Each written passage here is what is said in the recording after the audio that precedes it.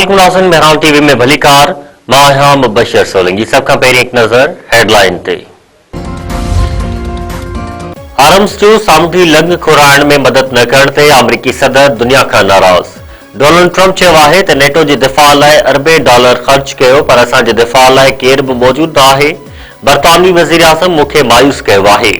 Starmer खे ॿुधाए छॾियो आहे त जंग खटण खां पोइ अवां जे जंगी जहाज़नि जी ज़रूरत न आहे। ओवल ऑफिस में मीडिया सां ॻाल्हाईंदे अमरीकी सदर वधीक चयो त चीन जो दौरो करणो आहे त मूंखे अमरीका में रहणो पवंदो। चीन जो दौरो हिकु महीनो मुलतवी करण जी दरख़्वास्त कई आहे।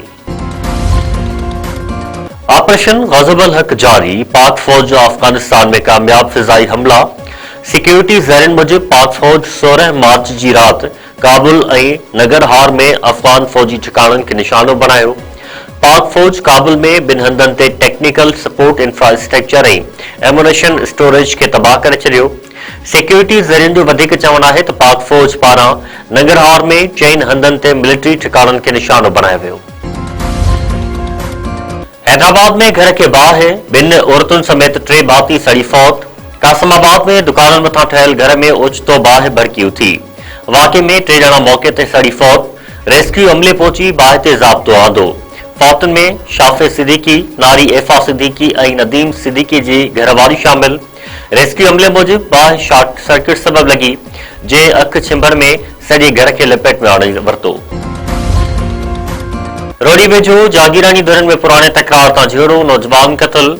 दोबर थाणे जी हद में धुरनि विच में हलंदड़ तकरार तेज़। हिक ॿिए मथां हथियारनि जा मुंहं खोले छॾिया। फायरिंग में नौजवान हामिद जागीरानी मारिजी वियो। वाटाड़ू औरत समेत 2 ॼणा ज़ख़्मी।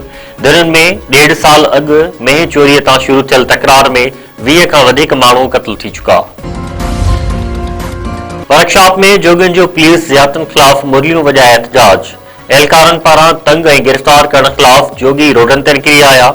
जोगियुनि जे वॾे अंग प्रेस क्लब आॾो ॻिचीअ में नांग विझी अनोखो एहतजाज कयो।